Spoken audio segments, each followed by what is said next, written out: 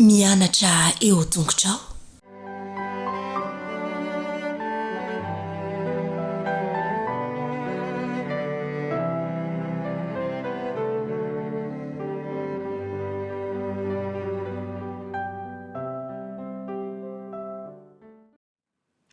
Halleloia, hideran Jehovah mifoky rehetra ao eo amin'ny fivorian'ny marina sy ny fiangonan-dehibe.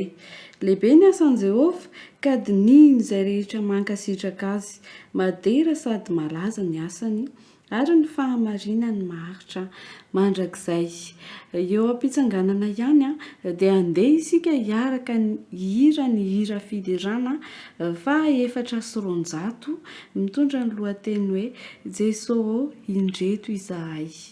Jesosy indreto izahay mpanomponao, avy ankalaza sy hanazanao izao. Raisonao ny saotry izay aterina ihany io, ka ny vavaka le mavaly. Aza velanao reraky izahay, fatoano ery maharitra, ka nao avy anao de ho vononao, izay rehetra vory eto izao. Rifanay eo midina aza elare, ny fiasanao mangina zava-dehibe, zao no zavatra irina hamasinonao re, ny fiainanay mba hoanao. O ampaherezo isan'andro anye, ka tantanonao re mba ho todisoa ao an-danitra, de ho sambatra fa hanovalovizay maharitra. Raha eo mamaliny vavakay atao izao, raisotony anitra ankasitrahanao, ka diovinao ny tena saina sy fanay, atokany remba hoanao. Manatena lanitra sy tany vaovao, izay rehetra vory eto izao, ka ho sambatra ao an-danitra, iara-pany aminao mandraky izao.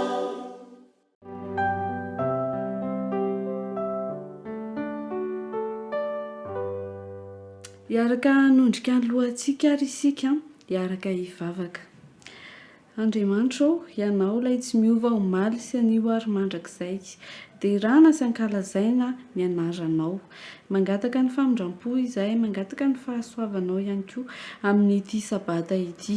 Mifony izay fa maro be ireo tsy mendrika izay nataonay nandritra izany sabata izany. Ary misy matoka izay fa manatrika izao fotoana izao ianao, hiaro ny olonao tsirairay avy, handazaka ny fanahinao masina ihany koa amin'ny anaran'i Jesosy. Amen. Sabata fa 17 ny volana Febroary, dia arabaina ampifaliana ianao tratra izao sabata mahafinaritra izao, inona sy antenaina fa hitondra hery, hitondra fampaherezana ho antsika tsirairay avy ihany koa izany sabata izany. Dia tia ampiandohana ary dia asaina hatrany ianao hanaraka ny fandaharana tatitra maneran-tany.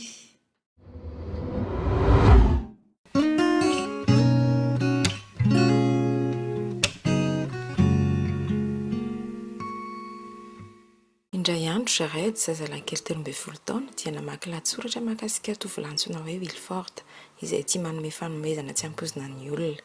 Fonosiny fanomezana kely afatony amin'ny tady ary ampitiany manaraka ny rindrina makany amin'ny zaridainan'ny olona dia lasa izy mitsoka sy mihafa. Nieritreritra Zarety fa toa afinaritra raha mba manao toy izany koa izany aminy any Tokyo Kirgistan. Nangataka tamin'ireny izy raha toa azony ataony manisy kilalao tsy ampiasaina intsony fanomezana inona hoy ny reniny. Kilalao izay azoko omeny hoy Zarety. Nankasitrany reniny ilay hevitra. Nanana fiara kely sy Lego Zarety sy ny zandriny izay nentin'izy ireo avy any Argentine rehefa nifindra tany Kirgistan hanao ny asa mamisionera azy ny fianakaviany. Betsaka ny zazalakely sahirana teo an-tanàna tsy mba nanana kilalao. Nozarainy Zarety tamin'ny mpiara-mianatra amin'ny Camille ilay hevitra. Ndao nisy kilalao anaty boato izy dia ho atsipitsika avy eo ambony tamboho. Nitsika Camille resy lahatra izy fa tena mety ilay hevitra ary dia hanampy izy na dia tsy nanana kilalao omena azy. Naka boatina mouchoir anankiroa izy ireo dia nasiany Lego, fiara kely, écharpe sy savony. Nentin'izy ireo ny bisikileta ho any an-tanànan'ny Camille izay nividianany anjoanjo-trano iray. Natsipiny Zarety avy eo amin'ny fefy ilay boaty voalohany, ny iray kosa natsipiny Camille avy eo amin'ny fefy iray hafa. Namonjy ny bisikletany izy ireo avy eo ary niala aingana ny tanàna. Faly ery, nieritreritra ny hafalian'ireo ankizy rehefa hita ireo kilalao. Reny samy mahazandry ny Zarety ny henizy ireo. Afaka miaraka aminareo fe izaho manaraka hoy izy nanontany. Andro vitsy taorian'izay dia nivory izy telo lahy no manana fanomezana hafa indray ary nanasa ankizilahy iray Kozenbeck mpiara-mianatra amin'izy ireo mba hanampy azy. Nofenoin'izy ireo kilalao, écharpe ary savony ny boatina kiraro anankiroa, boatina mouchoir roa ary harona sachet roa. Nataony tao amin'ny bisikileta falifaly ery izy ireo avy eo andeha hitady izay trano anipazana izany. Afaka minitra vitsy dia nahita trano misy fefy Zarety, nisy hazo naniry teo tokotany. Samy mahatso-pazao ny aronao izy. Natsipiny samy ny arona kanefa dia tafasarinitra tamina sampana hazo ilay izy. Inona no atao? Hoy samy. Camille moa lavandrindrako dia izy no nianika fefy, takariny ny arona ary tena latsany tao tokotany. Ndao hitsoka so misy mahita eto Zarety ny antsoantso. Namonjy angina amin'ny bisikletany izy ireo ary nitsoka. Rehefa avy nanipy fanomezana efatra hafa izy ireo dia anankiray sisa. Nahita trano misy vavahady vy Zarety. Atsofoy ao ambany ao aingana ho izy mantsy ny Kozenbeck ary dia nasitrany Kozenbeck tao ambany vavahady ilay fanomezana. Dia nisy olona niteny hoe fa maninona no anarenareo fako ny zaridainako? Rehefa nandeha nitsoka izy ireo dia naheny feo hoe ary toa tsy fako izy izany fa fanomezana. Tamin'ny fotoam-bavaka hariva dia nitantarainy Zarety samy tamin'ny dada sy neny izay nataon'izy ireo. Faly dada ary noentiny ambavaka ireo olona rehetra izay nandray ny fanomezana. Mbola mitoy ny fanopazan'ny Zarety samy kilalao an-jaridainan'ireo mponina amin'ny tanàna misy azy ireo ary tsy mbola misy mahafantatra hatreto hoe izy ireo no manao izany ary izay mihitsy koa no tian'izy ireo.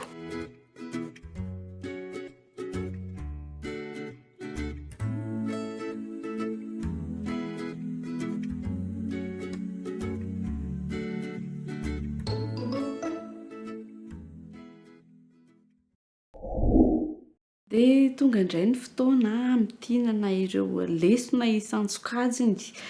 Famelohan'izay aloha hiomanan'ny fo amam-panahy antsika dia andeha isika araka hitsangana hira n'ilay hira mitondra ny lohateny hoe mitenena.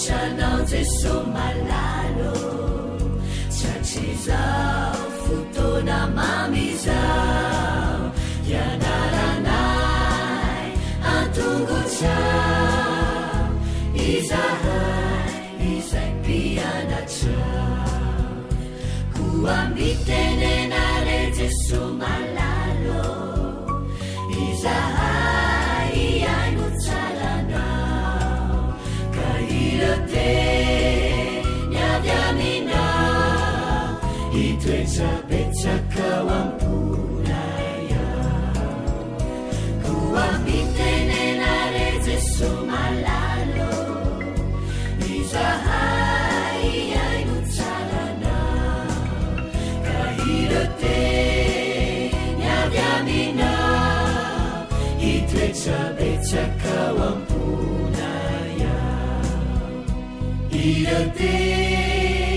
Naviamina itoetra betsaka ao amponaya.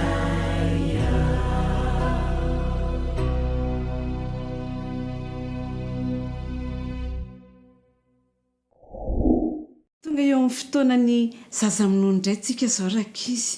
Efa ao daholo ve ny ankizy kely rehetrarehetra? Ny ankizy aotra hatramin'ny 2 taona. Maka toerana tsara aingana fa anao lesona indray tsika zao. Aingakaingana ary. Dia andeha isika fampiarahaba. Manahoana ny raha ataontsika? Ao ary. 1, 2, 3. Manahoana falita fahoana raha vao mahita anao, manahoana ianao, manahoana tompoko. Eny ary. Lesona fahafiry moa izao ny ataontsika indray. Lesona voalohany. Inona ny lohateny lesona? Miara-mamerina 1, 2, 3. I Davida kely mpiandry ondry. Averina ihany. 1, 2, 3. I Davida kely mpiandry ondry. Tsy anjery ary hoe miaraka mamerina daholo tsika. Ianareo zanaka manekendra aman-dreninareo amin'ny zavatra rehetra. Averina. Ianareo zanaka manekeny ray aman-dreninareo amin'ny zavatra rehetra. Eny ary Kolosianina 3 ny 20 no misy ny tsenjerintsika. Tantaran'iza moa izany ny notsika zarakizy? Tantaran'i Davida kely. Inona hoe ny asany? Mpiandry ondry izy. Manana ondry be dia be Davida dia andrasany tsara ny ondriny. Tsy avelany mandeha mitsoaka lavitra be fa andrasany dia rehefa ohatra ka misy menjera fa kely loatra dia raisiny Davida dia trotrony dia safosafony ny ondry keliny. Tiany Davida ny rakizy ny ondry keliny. Tsy avelany menjera, tsy avelany mandeha lavitra fa andrasany tsara. Dia entiny makeny amoron-drano dia misotro rano. Misotro rano ny ondry kely satria tiany Davida ny ondry keliny. Dia rehefa tonga eo amoron-drano izy ireo dia faly be Davida satria mahay misotro rano koa ny ondry keliny dia mivavaka izy. Andona antsika hivavaka dia averina renge ilay vavaka ataony Davida. Za manao voalohany dia nareo manaraka kipony maso ary dia kampana ny tanana. Misaotra anao zahay Andriamanitra fa tiany Davida ianao. Ianao no nampianatra azy ahay aneo fitiavana amin'ny ondry. Ampy koa mba ahay aneo fitiavana amin'ny hafa aneo. Amen. Mahay maneho fitiavana an'ireo ondry ny Davida kely rakizy dia mitady bozaka tsara tarehy be izy milenodenoka tsara dia entineny koa ny ondry keliny dia mihinana vila. Mihinana vila, mihinana ahatra tsara tarehy ny ondry keliny. Tiany ondry ny ahatra maitso ny bozaka maitso dia mitendry lokanga koa Davida. Mitendry lokanga koa Davida dia faly ery ny ondry kely mihaino ny hira ataony Davida. Tiany Davida rakizy ny ondry keliny dia karakarainy tsara. Dia ny ankizy kely koa tokony ho tiany biby kely anakaikiny eny. Tian'ilay mimikely eo dia tsy vonoina ny mimikely dia tian'ilay totokely koa dia tsy vonoina koa ny totokely tetiany namana eny akaikeny koa ny zazakely tahaka ny tiavan'ny Davida ny ondry kely. Antonga anao hira anankiray Jesosy tiantsika indray ny hira ataontsika androany isa roa telo. Jesosy tiantsika re na lehibe na keliko, Jesosy tiantsika re tena titoko. Dadako neniko zokiko sy zandriko namako avako tiany Jesosy. Tiantsika daholo ny olona rehetrarehetra dia tiany Jesosy koa ny olona rehetrarehetra dia tiany Jesosy koa ny olona rehetrarehetra tahaka ny fitiavan'ny Davida ny ondry keliny.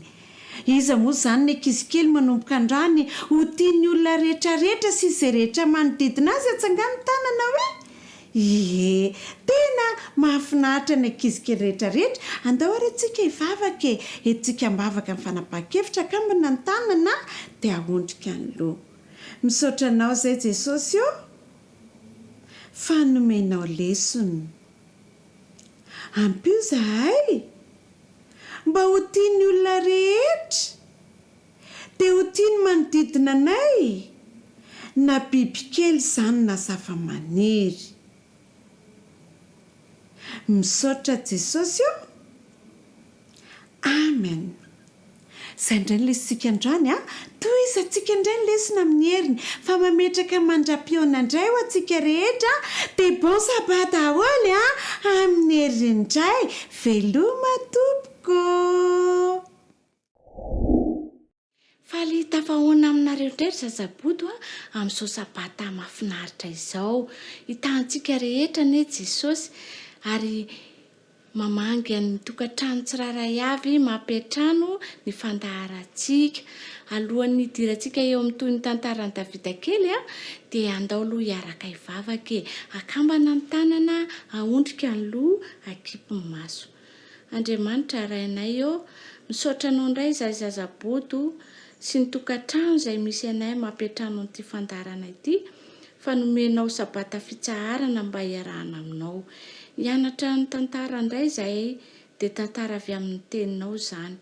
Da io tompo mba hitondra fitahiana ho an'ny tokantrano rehetra sy ny zazaboto ny ankizy mpanaraka amin'ny fandaharana izany teninao hianarana izany amin'ny anaran'i Jesosy. Amen.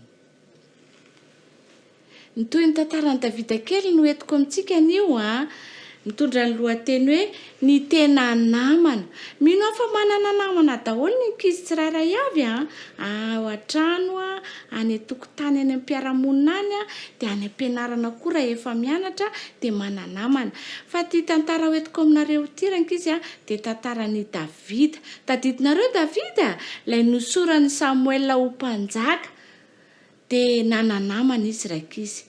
Jonathan no anarany namany.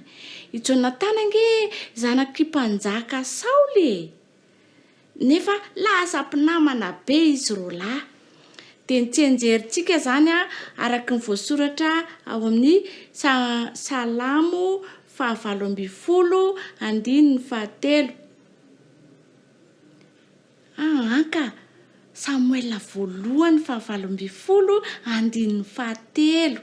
Zao ny vakiny hoe i Jonathan tiany Davida toy ny tenany. Ndao averintsika fokely i Jonathan tiany Davida toy ny tenany. Rehefa lasa mpanjaka ary Davida satria izy mbola kely dia mbola tsy nitondra teo amin'ny zanak'Israely aloha izy fa mbola Saoly ihany. Dia efa hen'ny mpanjaka Saoly hoe ny fidy mpanjaka vaovao hono Andriamanitra dia Samuel nasainy nanositra azy Davida no anarany zanaky Jese. Nampanatsoana reto Davida hoy Saoly hoe andana alaivo Davida hiara hipetraka aty amin'ny lapan'ny mpanjaka. Dia natsoana tany i Davida kely. Nakany tokoa nge Davida nipetraka tao amin'ny lapa izy niaraka tamin'ny Saoly. Nanana zanaka anankiray i Saoly, i Jonathan no anarany. dia niara nipetraka tao izy, niaraka ny lalao izy roa lahy. Ny zavatra tia ny Davida indrindra rehefa milalao, nitaingina soavaly. Neny Jonatana indray dia mitifitra amin'ny tsipika. Izany ny kilalao tia indrindra, dia mifampiantso izy roa lahy mba hiara milalao. Rehefa Jonatana no miantso any Davida dia hoy izy hoe Davida, andao tsika hiaraka ilalao hitifitifitra amin'ny zana-tsipika. Dia Davida koa rehefa miantso any Jonatana dia hoy izy hoe andao tsika ary Jonatana hiaraka milalao hiaraka hitaingina soavaly. Miara milalao tena ampinamana inge izy roa lahy, ny fankatingy izy roa lahy. Fandray andro izay fantatry Davida hoe ratsy fanahy aminazy i mpanjaka Saoly satria tady hamono anazy, tedavinovonoina nge Davida kely. Fa fantatry Saoly fa ny zanak'Israely rehetrarehetra dia tian'ny Davida avokoa. Dia nialina be an'i Davida reto i Saoly dia tedavinovonoina hono i Davida. Dia fantatry Davida izany dia niteneny amin'ny Jonatana satria Jonatana namany be, dia hoy izy hoe Jonatana, za nge tedaviny dadanao vonony ankosy tsy marina izany, hoy Jonatana namaly azy.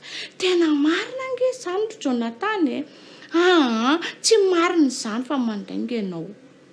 Zao ary anao fety be zao dadanao dia asainy daholo ao amin'ny lapany ny mpiara-miasa aminy ao amin'ny lapa avy, dia za koa asainy miaraka amin'ny sakafo aminy. Dia zao za tsy andeha hoany fa andeha hoany amin'ny hiafina, dia atao hoe any amin'ny havako rehefa manontany anahy izy. Tsy hoany mihitsy mandritry ny fotoana io. Raha vao manontany anao izy ry Jonatana dia atao hoe lasa any amin'ny havana izy. Dia ahoana ary izany no atao zao hiafina ao ambadiky rivato be ry ao i Davida izany, ao Davida no miafina dia anao famantarana izy i Jonatana.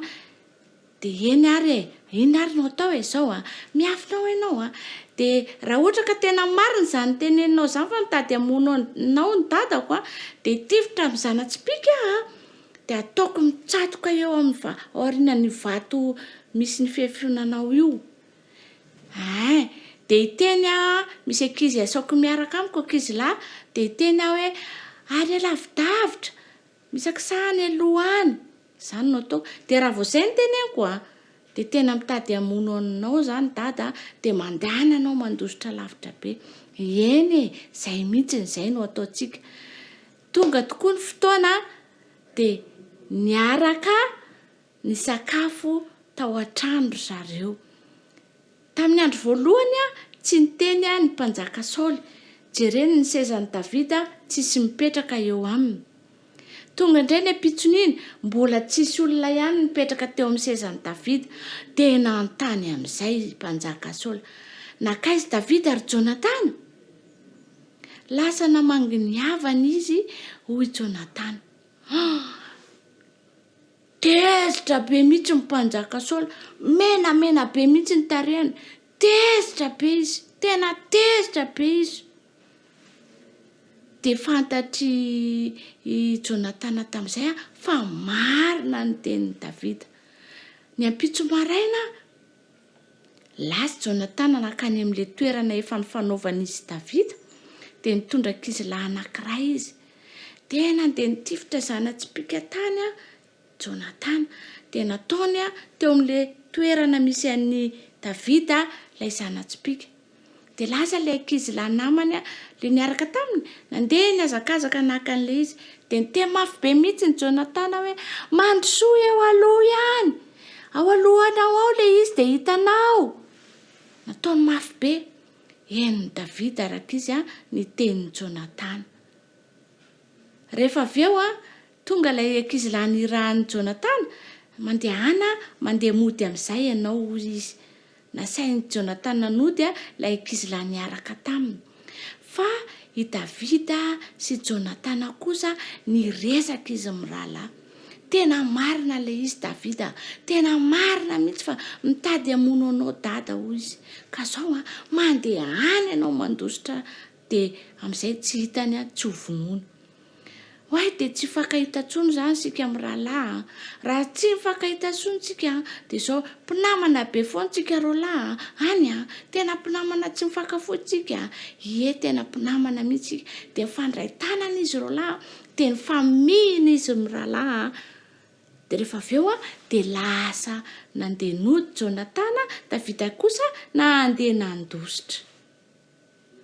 Mahafinaritra raika izy rehefa tena mpinamana ny ankizy dia mifanavitra. Ny olona tena mpinamana dia mifanavitra, mifanampy. Izay indrindra nge ny tiany Jesosy ataontsika amin'ireny namantsika ireny dia tokony tena ho namana avokoa ny tsiraray avy. Isika ny tena namantsika dia namantsika koa tena namantsika. Fa izay ihany tena tiany Jesosy dia mifanoro ho amin'ny zavatra tsara. Izay indray ny tantarantsika androany hoy ny tsenjentsika hoe i Jonatana tiany Davida toy ny tenany. Isaorantsika Andriamanitra nanome an'izay tantara izay indray raka izy dia alohan'ny isarantsika ary dia andaosika hiara vavaka. Akambana indray ny tanana dia ahondrika ny loha akipy ny maso. Jesosy zokinay io misaotra noho ny lesona izay nomenao anay teo. Mangataka aminao zay ampio ny ankizy zazabody rehetra, ny zazamonono, ny ankizy madinika rehetra miaraka amin'ny dada sy neny mba hifankatia toy an'i Jonatana sy Davida. Izany no angatanay amin'ny anaran'i Jesosy. Amen. Ny farana ny fandaharantsika dia mametraka ny veloma ho amin'ny manaraka indray Amin'ny kafaliana indray raka izy no entiko hiarabanareo natratra zao Sabata zao. Minao fa salama daholo ny ankizy kely rehetra, andehantsika hiara-nofanofantanana. Lesona faharoa indray no hojerentsika amin'izao maraina izao. Izany dia nampitondrana lohateny hoe andro fandoava-karama tana tamboloboka. Ny tsenjerintsika dia hita ao amin'ny asan'ny apôstôly toko 10:7-30 manao hoe tsy mizahatavan'olona Andriamanitra. Andeha araka averintsika miaraka hoe tsy mizahatavan'olona Andriamanitra. Ny fanjakan'Andriamanitra raika izy dia tahaka ilay lehilahy tompotrano izay mivoaka maraina mba hanakarama-piasa ho ana tanim-bolobokany. Tamin'ny andron'i Jesosy dia tena tsena ireo lehilahy ireo no miandry. Amin'ny enora maraina izy ireo dia efa tonga eo an-tsena eo ary inona ozy nareo nataony eo? Eo izy ireo no miandry ilay olona izay afaka hanakarama azy ireo. Indray maraina ary dia nisy tompon'ny tamboloboka iray tonga mba hijery olona hiasa ho any amin'ny tambolobokany. Tamin'ny enora maraina izy dia naka lehilahy vitsivitsy mba hiasa ho any amin'izany tambolobokany izany. Ny fanaika izy ireo fa karama mandritra ny tontolo andro no alohany amin'izany karama izany. Rehefa tonga indray nefa ny tamin'sivy dia mbola miverina tena tsena ihany ity tompon'ny tamboloboko ity ary mbola nahita lehilahy ihany ary mbola nasainy ihany hikarama any amin'izany sahany misy voaloboka izany. Rehefa tonga indray tamin'ny 12 sy tamin'ny 3 ora hariva dia mbola nahita ihany izy ary mbola nasainy niasa ihany reto lehilahy ireto. Rehefa tonga koa ny tamin'ny 5 izany hoe ora iray tsy hifarana ny asa dia mbola nandefa mpiasa ihany izy hiasa any amin'izany tamboloboka izany. Rehefa tonga ny tamin'ny 9 izany hoe fotoana hifarana ny asa dia nandidy mpitandrina ity tompon'ny tamboloboko ity mba hizaran'ny karaman'izy ireo. Tamin'ny fotoana io dia nasesin'ity mpitandrina ity tany amin'ilay niditra farany no omeny karama voalohany ary ilay niasa voalohany no omeny karama farany. Ka noho izany dia ilay niasa adiny iray no nomeny karama voalohany. nomeny karama nandritry ny tontolo andro a ity lehilahy niasa adindray ity. Rehefa vita zay a dia le niasa adiny telo indray a no nomeny a karama. Ka noho izany dia karama mandritry ny tontolo andro foana nomeny a an'ireto lehilahy ireto. Faly rakizy a le lehilahy niasa tamin'nomboka tamin'ny enora maraina satria fatany fa reo ary nahazo karama mandritry ny tontolo andro a dia nihevitra izy a fa mihoatra lavitra noho izay ndraisin'ireo lehilahy niasa adiny roa sy adiny telo ireo a no karama azon'izy ireo. Tonga teo amin'ny anjaran'izy ireo ary akory ny agagan'izy ireo fa nitovy ihany ny karama azon'izy ireo. Nitovy ny tamin'ilay niasa adiny iray sy adiny telo ihany no karama noraisiny. Ilay endrika falifaly teraka izy dia lasa naninona? Lasa nalahelo ary tesitra satria tsy nampoziny mihitsy hoe io ny karama noraisiny. Ary dia niteny tamin'ilay tompony tambolopoka izy hoe sao dia mba tsy rariny kosa fa manina no mitovy ny karama niraisin'ireo adiny iray sy adiny telo ireo ny karama niraisiny any fa izay efa vao maraina dia efa teto. Ary tena niteny taminazy rakizy reto tompony tambolopoka reto hoe izay faneketsika karama mandritry ny tontolo andro ihany ireo ihany no niraisiny. Tsy nanao izay tsy nirariny taminareo fa io ny karama izay fanarahantsika. Naverin'i Jesosy rakizy teny ity hoe ny farany no voalohany ary ny voalohany no farany. Tianareo ve rakizy ilay tantara? Araka ny hevitrareo rariny ve sa tsy rariny zavatra niseho? Mety teny ngamanareo hoe tsy rariny ary eo indrindra no tiany Jesosy ho tsindriny. Tsy mba toy izany rakizy Andriamanitra. Tsy izay mahamendrika antsika no tiany fa mihoatra lavitra noho izany no itiavana antsika. Tsy mba notereny izy hamonjy antsika fa noho ny fitiavana antsika dia novonjensika. Noho izany rakizy lesontsika tsoahana amin'ity maraina ity dia hoe Jesosy tia antsika izy ka tahaka ny tiavan'Andriamanitra antsika no tokony tiavantsika ireo namantsika ireo. Andeha hoe averintsika hoe nitsenjery hoe tsy mizatavan'olona Andriamanitra. Noho izany amin'izao marain'izao dia aokitsika ho tiany namantsika tahaka ny tiavan'Andriamanitra antsika. Makasitraka antsika tsirairay avy areo. Miaraba antsika tanora zandry indray ary anjarantsika indray zao lesona faharoa ihany koa isika. Ndao anjarintsika hiaraka merina ny tsy anjery sy ny lohateny. Isa, roa, telo. Lesona faharoa, na iny kitona, na iny kiantra. Tsy anjerintsika ary. Izao no lazain'i Jehovah Tompo maro. Manaova fitsarana marina ary samy mifampiantra sy mifamindra fo amin'ny rahalahiny avy. Zakaria 7:9. Mahafinaritra. Inandray ary ny zavatra hitantsika nandritry ny herinandro iny. Nijerentsika akaiky dia akaiky mihitsy ny fiainan'i Jesosy sy ny fanoloran-tenany ary indrindra izy teo amin'ny hazo fijaliana. Jerevantsika mihitsy hoe inona ny zavatra mbola nataony na teo amin'ny hazo fijaliana efa nangiry-firy mafy efa teo apotitra ny fahafatesana. Na dia nangiry-firy tokoa izy rakizy dia nijery ny hafa mandrakariva. Mbola nanana fotoana izy ny ahina ny hafa ihany. Na dia efa rotodrotika aza ny tenany, na dia efa potika tanteraka mihitsy, efa marary mafy izy, efa mialaina mihitsy aza teo ambony hazo fijaliana, dia mbola nijery ny hafa ihany izy. Mbola hitany ihany ireo miaramila izay namatsika azy. Mbola niteny ihany izy hoe ray eo mamela ny elony fa tsy fantany izay ataony. Mbola nijery an'ilay jiolahy izay niomby teo akaikiny ihany koa izy satria nambarany fa ho voavonjy ihany koa izy. Mbola nahita ny reniny ihany koa izy hoe mba ahiny Jaona ary Jaona indray no zanany. Tena nahita zavatra be da be iahina ny hafa Jesosy na dia tao anatin'ny fangirifirina lalilary. Tena zavatra mahavariana mihitsy ny toetran'ity Jesosy ity. tsy mba nisy fanjonana nyvoaka tamin'ny vavany raha nahitan'ireo mpitary-pivavahana mpisorona sy ny karazan'ireo izy izay nikarikary maso ery faly nahita ny fahatanterahany fikasany tsy mba nisy zavatra navoaka ny vavany ka nanometsiny fa ny mikarakara ny hafa ihany no mbola nataony. Raha antsika reny eo amin'ny toeran'i Jesosy dia ahoana? Indraindray tsika rehefa ao anatin'ny fahasahiranana na ao anaty fangiry-firinana mbola misy manelingelina dia ahoana ny ataontsika?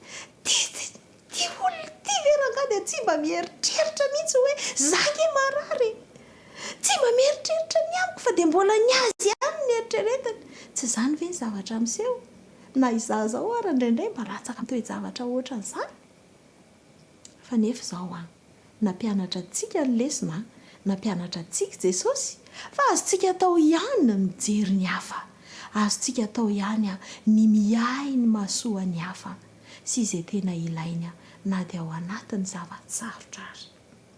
Nampianatra antsika ary iny lesona iny hoe toa an'i Jesosy dia afaka mihay ny hafa koa isika, eny fa rehefa manoloana zava-tsarotra azy.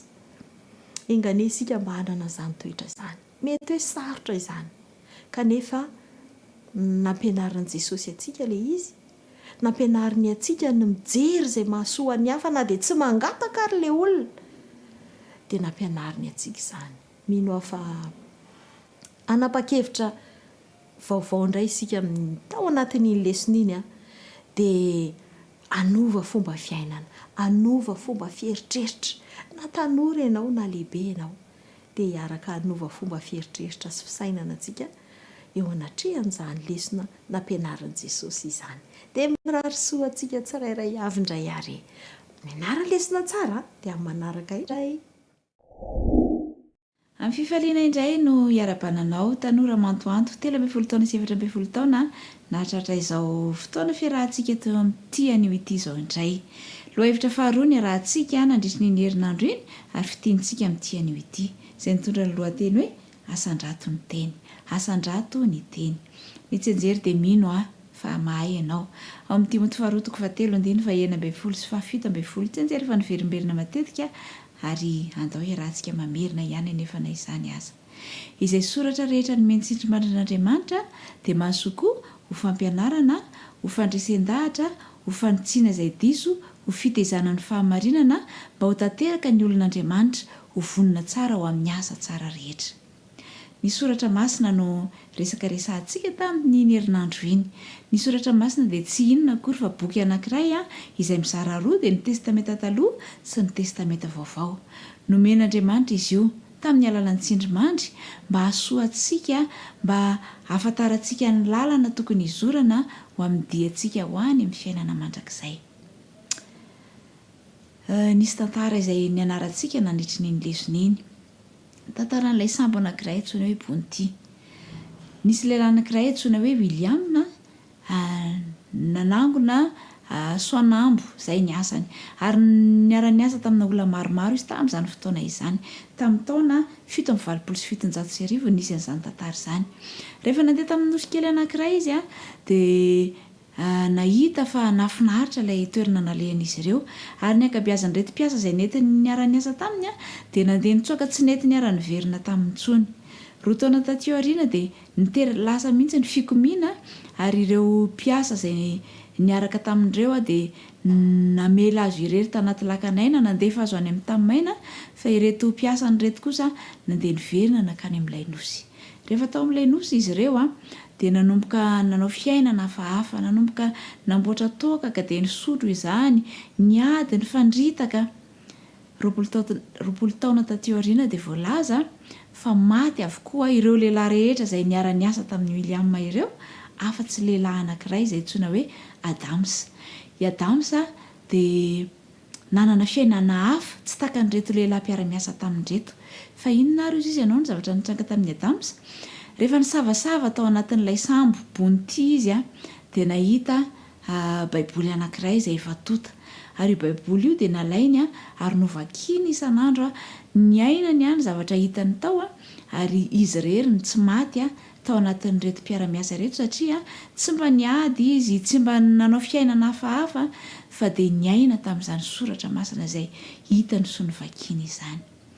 Manambara izany tantara izany ry namako fa mitondra fiovana ho antsika, mitondra fiainana tsara ho antsika, ny fiainantsika io tenin'Andriamanitra izay nomena antsika io. Voalaza araka ny tsenjery teo fa mahasoa izany ho fampianarana, ho fandresen-dahatra, ho fanitsiana izay diso, ho fitaizana ho amin'ny fahamarinana. Ahoana ny fianarana ny tenin'Andriamanitra? Indraindray dia misy manao fanandramana toy izao hoe akombona ny baiboly dia avy eo tsatohana fotsiny hoe aiza no tokony sy andino an'andro any, dia mitenenao anefa fa tsy mety izany satria indraindray mety ahita andiny hafa ao ianao fa ny tsara indrindra dia ny mangataka amin'Andriamanitra ambavaka aloha, inona ny afatra azonao menahy amin'ity anio ity.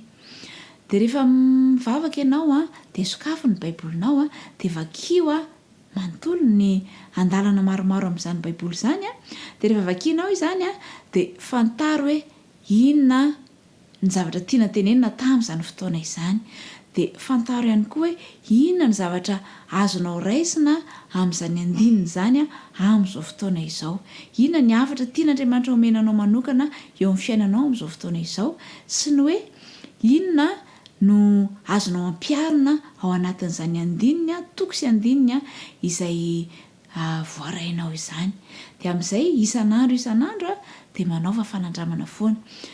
Voalaza fa raha iainanao izany fanandramana izany, raha ataonao izany fanandramana izany, mangataka amin'Andriamanitra isan'andro ianao ny amin'ny teny izay omenanao sy ny zavatra izay tokony ampiarinao dia ahita tombontsoa lehibe izay tsy takany ny sainao ianao ao anatin'izany fanarahana ny tenin'Andriamanitra izany.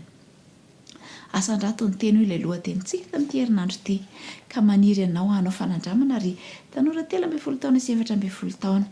Aza mieritreritra hoe mbola kely ianao fa mino fa mahay mamaky teny ianao dia raiso ny baiboly, atao fisakaiza akaiky indrindra anao ny baiboly fa amin'ny alalan'izany tenin'Andriamanitra izany no iresahany aminao.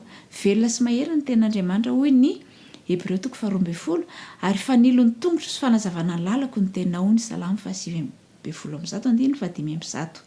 Dia maniry indrindra mba ho fanilo anao tokoa ny tenin'Andriamanitra, atao fisakaiza ho anao isan'andro izany dinio isaky ny manana fotoana ianao na manokana fotoana mihitsy mba hahafanao mandinika sy mamantatra izay tian'Andriamanitra ho amin'ny fiainanao satria izany no ilazan'ny sitrapony ho anao.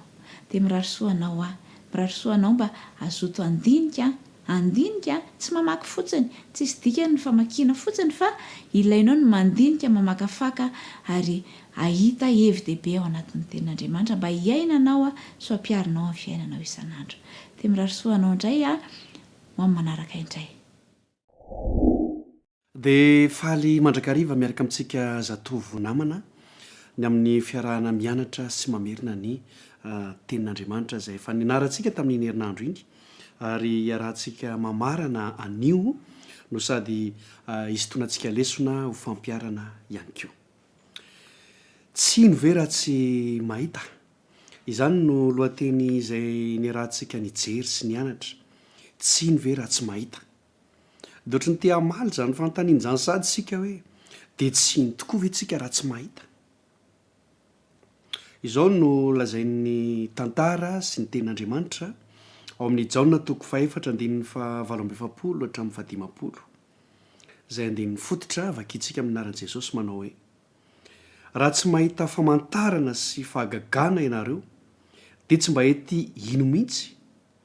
Hoy ilay tandapa taminy, tompoko, midina re dia mbola tsy maty ny zanako. Hoy Jesosy taminy, andeha mody, velona ny zanakao. Ary raha lehilahy, nino ny teny izay lazain'i Jesosy taminy ka dia lasa nody. Ry tanora malala, ry mpiaino, ry mpijery ajaina, ity lehilahy manam-boninahitra ity dia tena tiany zanany, izay aloha voalohany indrindra. Ary nitady ny fomba rehetra izy mba hahatonga ny zanany ho velona satria tratry ny tazo mahery ny zanany. Dia nitodotodo. Ity tandapa ity koa na ity gouvernoura ity dia mpivavaka izy ary izy de efa nivavaka mandrakariva ho an'io zanany io kanefa tsy sitrana lay zanany ary noho ny finoany de nitady an' jesosy izy satria mino izy fa io jesosy io de afaka manasitrana azy indrindra raha tonga ao an-trano jesosy a maika tena sitrana io zanany io de hoy izy mantsy any jesosy hoe andao re ho any an-trano sy trano ny zanako ny vali teny nataon' jesosy anefa de zao ndao namody zany hoe tsy ho any an-tranonareo a fa nda namody fa sitrana izy ary tsy niady varotra lay lehilahy fa rehefa niteny jesosy hoe nda namody de niny izy fa sitrana zay lay zanany any sitrana lay zanany any zay lay finoana tena lehibe zay tiana ny anaovantsika fampiarina sy fanandramana isika indraindray tsy mino raha tsy efa mahita fa na de mbola tsy hita n'lay lehilahy ilay gouvernoura raha ny zanany sitrana de nandeha nody izy satria nino izy fa sitrana lay zanany any an-trano any rehefa fitinina moa zany ny tantara de zao rehefa tonga tany an-trano ty lehilahy ty dia tonga ny olona nitsena azy de hoy lay lehilahy hoe nanaoana ny zanako sitrana ve de hoy ny olona hoe sitrana izy tamfiry izy ny sitrana tamfiry izy ny velona tamfiry no niala tamin'ilay tazo mahery de hoy ny olona hoe tamin'ny ora fahafito no niala tamin'ilay tazo mahery de tsaron'ilay tandapa fa tamin'izay ora fahafito zay mihitsy no niteny jesosy hoe sitrana ny zanakao ry havana malala ary tanora ajaina irariana mba hanao fanandramana ny amin'izany koa isika tsy voatery ahita voino fa tazomy amin'ny teniny Andriamanitra indrindra amin'izao vanim-potoana ny fisian'ny olana sy ny karazana aretina zao tazony amin'ny teniny Jesosy fa zay lazainy a de hainy ataony manatanteraka an'izany eo amin'ny fiainantsika ary fantatr'Andriamanitra ny zavatra zay ilayntsika isika mivavaka io hitan'Andriamanitra ary raha mbola mivavaka isika de efa mamaly Andriamanitra ary zany ny zavatra tanteraka tamin'ity tandapa ity ary dia sitrana soamantsara ny zanany farany amaranantsika azy de fampitandremana ao Matteo 7:12 lazay ny baiboly ao amin'io andalana io ao amin'io andininy ao amin'ny marka azafady indrindra marka 7:12 fa isy Kristy sandoka sy mpaminany sandoka hitsangana amin'ny andro farany aneo famantarana sy fahagagana hiezaka mitaka ny olom-boafidy amin'ny andro farany zany de isy Kristy sandoka isy mpaminany sandoka ny zavatra ataon'izy ireo de ny manao fahagagana hitantsika tamin'ity tantara ity fa Jesosy tsy nanao fahagagana izy mba ho hitan'ny olona fa rehefa nino lay olona de sitrana ny zanany tany an-trano aoka hitandrina isika aza sodoka ny fahagagana ary aza miandro fahagagana fa aoka ino ianao fa ny zavatra ilainao io fa fantatr'Andriamanitra raha mino ianao de ataony aminao zany tsy ino ve raha tsy mahita inoko fa manana valiny amin'izany lohateny zany sika ary de manome fotoanantsika indray ho amin'ny manaraka mandrapiresaka ary mialohan'ny anarahantsika indray ny leson'ny tanora zokony eo ihany koa ny lesony lehibe de andeha aloha isika hiaraka hitsangana isika de hanao ny hira fahasivifolo hira fahasivifolo Isautranaw zahajira nuni tenina zainampiseutamina ni fitiavana na betsakani eluka tewanatreana Suluna ni funatamina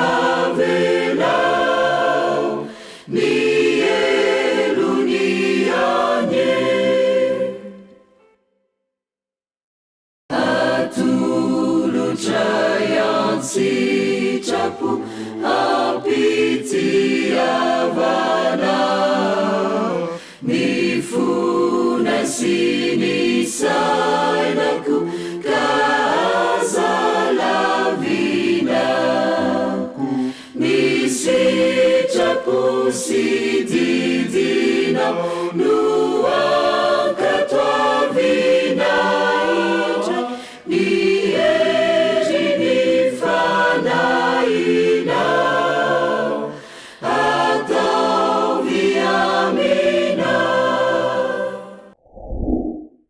faly miarabantsika tsirairay avindray nahatratra n'ity sabata masina ity a ao anatin'n'ilay loha hevitry ny telo volana faharoa isika ilay manao hoe mamantatra ny fanekena ary ny loha hevitra faharoa moa izany ao anatin'izay dia le manao hoe ireo famaritana ny fanekena vaovao ho antsika tanora zokiny a ny toko fototra izay ao amin'ny soratra masina izany a iorenan'ity lesona ity dia ny hebreo toko favalo andininy fafito ka hatramin'ny faharoa ambin'ny folo izay miresaka ny amin'ny fanekena ataon'Andriamanitra amintsika ihany fa izao aloha araka ny efa fanaontsika dia andeha samy amerina ny tsy anjery hoe dia ilay andininy anankiray izay nisafidiny tao anatin'izay toko fototra izay eny ary ireo famaritana ny fanekena araka ny efa ny anarantsika Andriamanitra dia nanao fanekena tamintsika olombelona efatra ny ampiandohana fa rehefa tao anatin'izay dia nivadika ny olombelona fa izao anefa ny hoe nanoloana ny saina setrin'Andriamanitra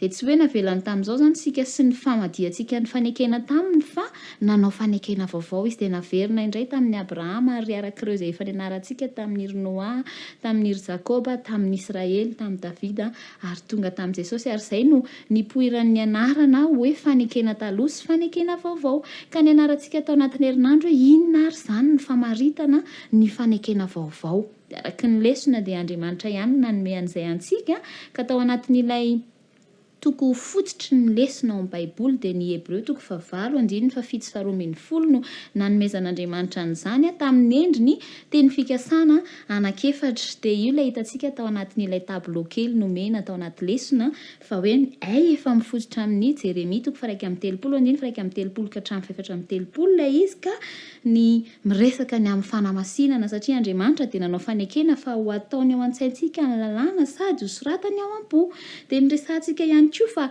fanekena ho fampihavanana satria Andriamanitra dia nilaza fa izy ho Andriamantsika ary sika kosa olony dia tsy izay ihany fa ny fahatelo dia hoe fanambarana hiraka koa ny raketin'ity fanekena ity satria Andriamanitra dia milaza fa samy ahalala azy avokoa ny rehetra na ny kely na ny lehibe ka tsisy an'izay ampianatra ny lalàntsony ary ny fahaefatra moa dia fanekena ho fanamarinana satria Andriamanitra ny manome toky antsika fa ho avelany ny helontsika rehetra ka io fanekena vaovao io no fanekena izay miolona amin'ny fahasoavana mitondra ny filazantsara mifantoka amin'ny iraka ary indrindra miteraka finoana ho asy ho anao fa izao fotsiny ny anarantsika tamin'ny lesona hoe andeha isika ahatakatra tsara ny amin'ireo fanandramana anankiroa fa sao mantsy ilay fanandramana ataontsika vokatry ny toetra fenota fotsiny ka hoe ivelambelany fotsiny na hoe tandremana fotsiny ny amin'ny ezaka tao izany mba hitsoahana ny elo ary hoe hiazakazahana ho any an-danitra fa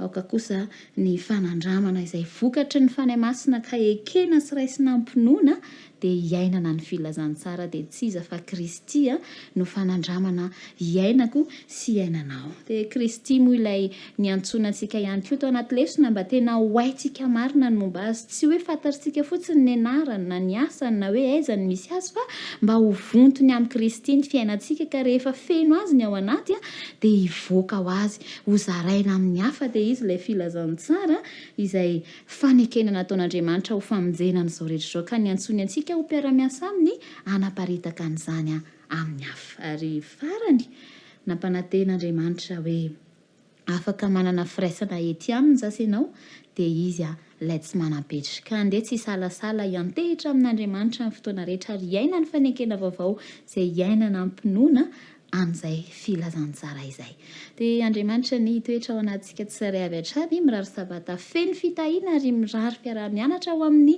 loha hevitra manaraka indray ahitana fitomboana ao amin'ny Kristy mandra-pioana tompoko manolotra ny fiarabana ary manonona ny fiadanan'ny tompo an'nesy tokantrano sady manasanao ampitiavana anaraka ny fandarantsika hatramin'ny farany herinandro faharoa amin'ilay loha hevi-dehibe hoe fanekena mandrakizay no iarahantsika manao jeritodaka eto androany ary ny lohateny dia manao hoe fanekena voalohany zay nanaintsika tao amin'ny exodosy toko fahasimbe folo andin'ny fahadiminy andin'ny fitadidy manao hoe ko ankehitriny raha iain'ny feoko tokoa ianareo ka hitandrina ny fanekeko dia orakitra soa mihoatra noho ny firenena rehetra ianareo fa ahy ny tany rehetra.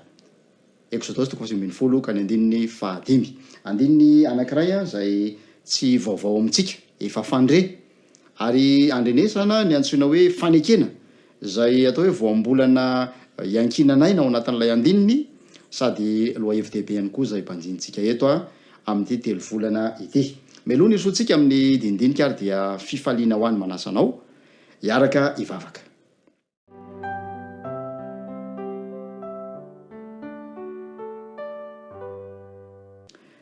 Raha itsaro misaotra noho ny fitahina rehetra zay narotsaka ao taminay ka nanana izao tombontsoa izao.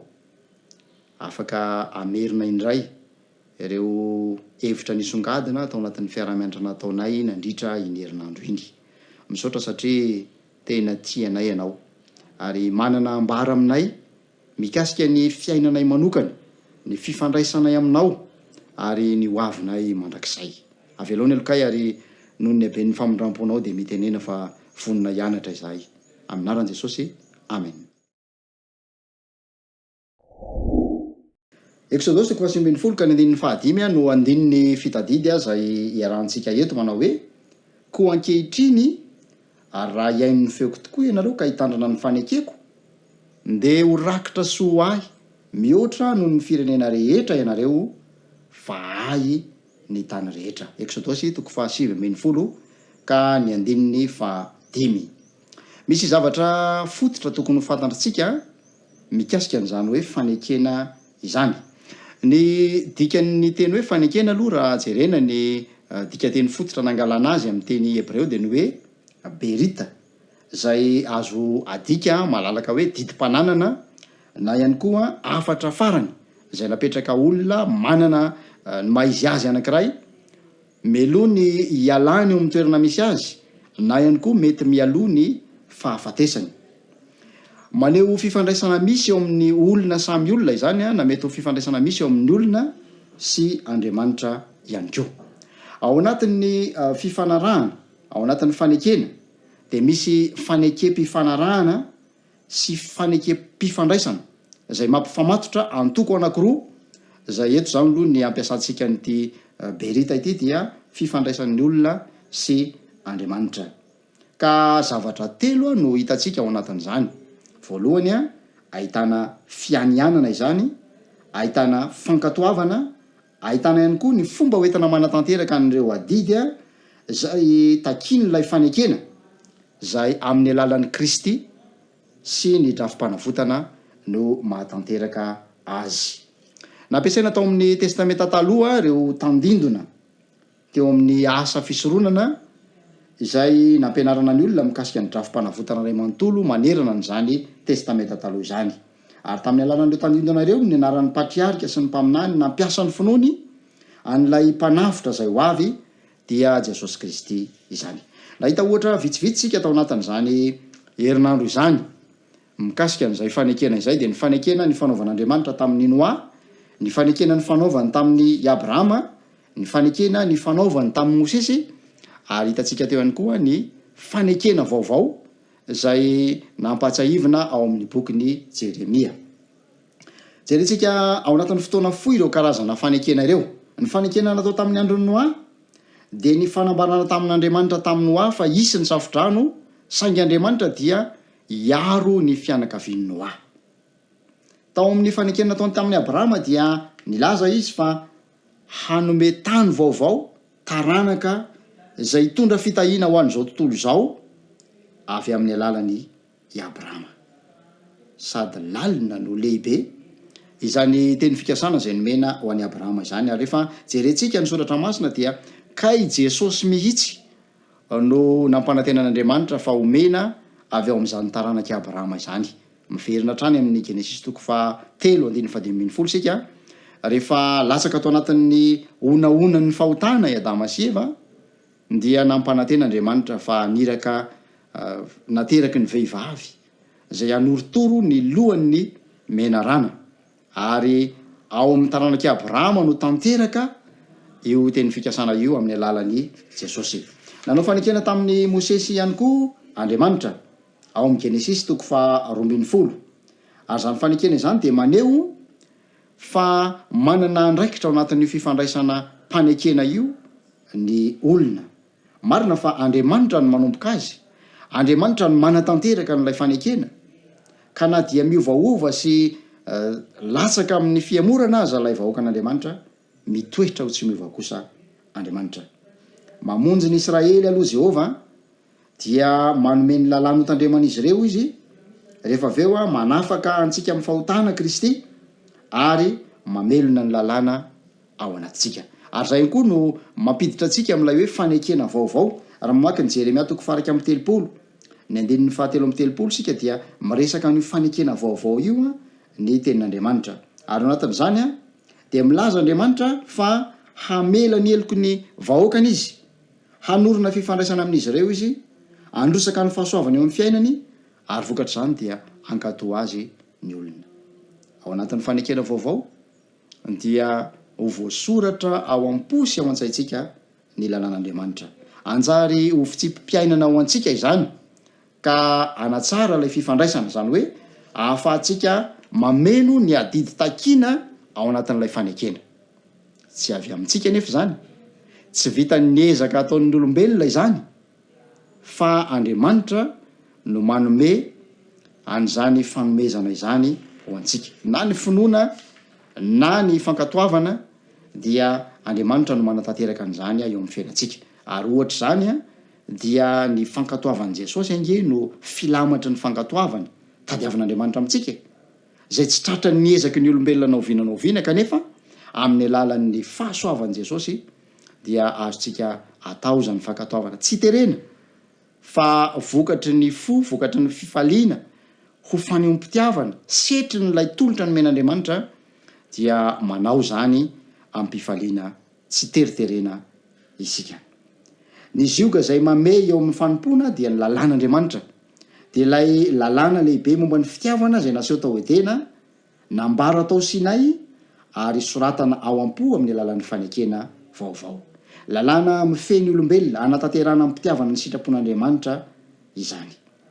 Ry mpiara-mianatra namana, ny fandrian'Andriamanitra dia isika tsiraray avy araka ny safidy zay fanomeny antsika raha teo dia mankato an-tsitrapo, mankato am-pitiavana ary maneho izany fitiavan'Andriamanitra eo amin'ny fiainantsika izany amin'ireo manodidina antsika.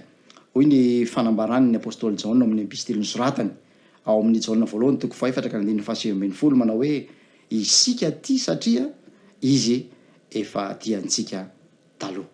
Melony amaranantsika ny lohahevitra lehibe dia tsara raha ampatsahivy antsika vetivety reo andininy fitadidy zay nentsika nianatra n'izany lohahevitra izany tamin'ity andro ity ao amin'ny Exodus 7:20 ka ny andininy fahaefatra zay manao hoe Exodus 7:5 azafady manao hoe koa ankehitriny raha iain'ny feoko tokoa ianareo ka hitanana ny fanekeko dia ho rakitra soa mihoatra noho ny firenena rehetra ianareo fa ahy ny tany rehetra. Exodus 7:5 ivavaka isika.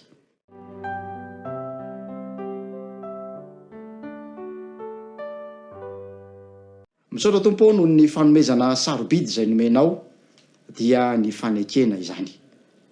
Raha milahatra amin'izany fanekena izany ny fahamendrehanay dia tsinitsinina, vasoka, vovoka sy lavenina, kanefa mitazona ny fanekenao ianao ka mamonjy anay amin'ny alalan'i Jesosy ilay te hanoratra ao am-po ny lalànao.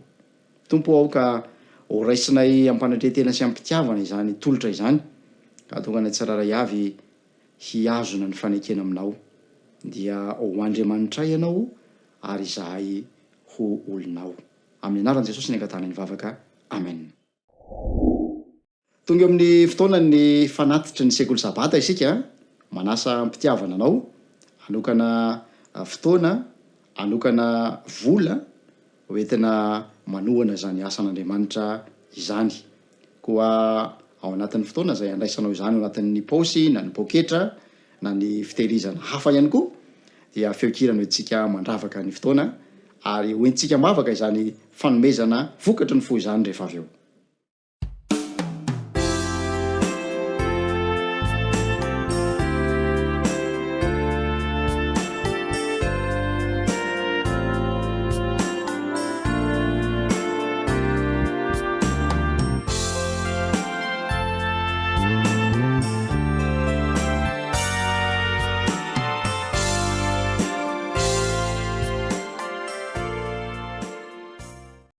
Andeha hivavaka ho an'ny fanatitra isika. Saotra sy dera laza sy voninahitra no atolotra eo anao Andriamanitra satria nanao zava-dehibe tamin'ny fiainanay ianao. No tainao zahay, nomenao tombontsoa, nafanao ka afaka nanolotra ampahany tamin'izay nitainanay androany mba ho fampandehanana ny asanao. Taio zany fanomezana izany fa vokatry ny fonay mba hitondra anjara biriky eo amin'ny famontana ny asanao amin'ny famonjena fanahy manerana ny voan'ny tany. Amin'ny anaran'i Jesosy, amen. Ny mpiara-miasa rehetra zay nandray anjara teto dia maneho fankasitrahana feno sady manao mandra-piteny mbola iaona aminao indray amin'ny fotoanantsika manaraka. Ny teknisianina ihany koa manao kopaka ho tanana samy ho tain'Andriamanitra.